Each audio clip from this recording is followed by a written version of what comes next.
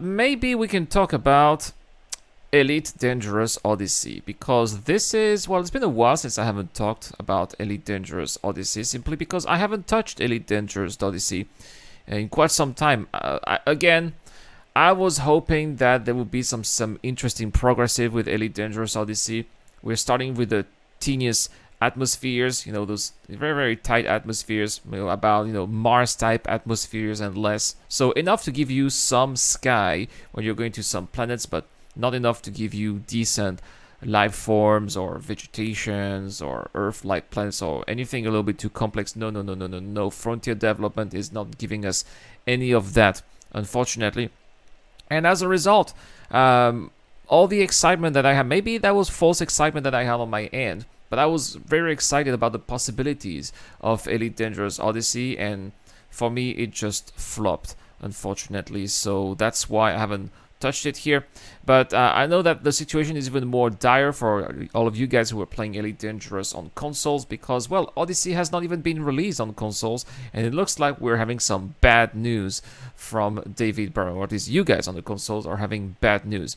Elite Dangerous is a game close to my heart, he says. It's no secret that Odyssey's launch was less than ideal, including the need to split the PC console player base to focus on the PC launch only, which, personally, I don't think that Elite Dangerous should have ever been released on consoles. That was a greedy attempt at a money grab. These kind of games are not for consoles. These are for players with proper equipment. Why would you play a space simulation game on the console? Consoles are not as powerful as PCs, cannot be upgraded like PCs, and the hardware you have on consoles is not going to match all the possibilities with HOTAS, dual joysticks that you can have on PC. So that's why I don't understand. Apart from trying to make money from people who have consoles, I suppose. Since Odyssey's release in May 2021, we have worked tirelessly to improve the Odyssey experience on PC, and whilst we have made great progress, there is still more to be done. We have been supporting pre-Odyssey and post-Odyssey code bases since. Over the last several months, we have been wrestling with the best way to move forward, and it is with a heavy heart that we have decided to cancel all console development. That means that from now on, it's not just Elite Dangerous Odyssey, it's all console development. They're not going to be touching on Elite Dangerous on console. So not only have PC and console have been split, but there's going to be a drift now between what console players are going to have versus what PC players are going to have. And of course, PC players are going to get the premium experience, and console players are going to be left alone. We need to be able to move forward with the story of the game, and in order for us to do this, we need to focus on a single code base. Elite Dangerous will continue on console as it is now, together with critical updates, but we will focus on new content, updates, and PC on the post-Odyssey code base. So yeah, they will have, however, some updates for patch, for like maybe bug fixes eventually. But that's going to be it. There will not be new content. The new content is only going to be coming on PC. Now, speaking of content, what content are we going to talk about? Seriously, like I said, we appreciate this news is not what our console community was hoping for, and this was not an easy decision to make. Yada yada yada. Come on, this has been. They've known since the start that there was no way Elite Dangerous Odyssey would be able to sustain or to have this kind of gameplay. Look at that. Here we are. I'm taking a taxi as I am going to one of those planets which does have atmosphere, and we're going to be transitioning here from space to atmosphere. It's not going to be seamless. Again, that is the old tech that we've had since 2015. So again, that is quite not lackluster, but quite a disappointment compared to, for example, Star Citizen, where you seamlessly transfer from space to atmosphere. In Elite Dangerous Odyssey, there is a little transition that is happening once you get past a certain threshold. You can see that little green line here. This is once you pass that line, that's where you have some kind of mini loading screen that is going to be transitioning from space to atmosphere. So again, this is something that they have not been able to change when Odyssey was released, and that's already something that makes the game Elite Dangerous Odyssey feel quite obsolete.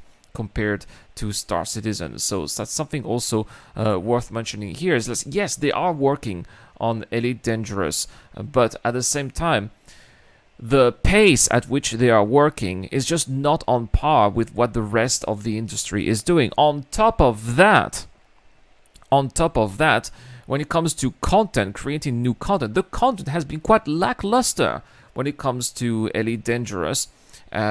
We haven't had any new ships. Yeah, we had the carrier. Great. That is not even flyable. The carrier is movable from place to place, but you cannot actually fly it exactly like you would fly any other ship. So it doesn't really count.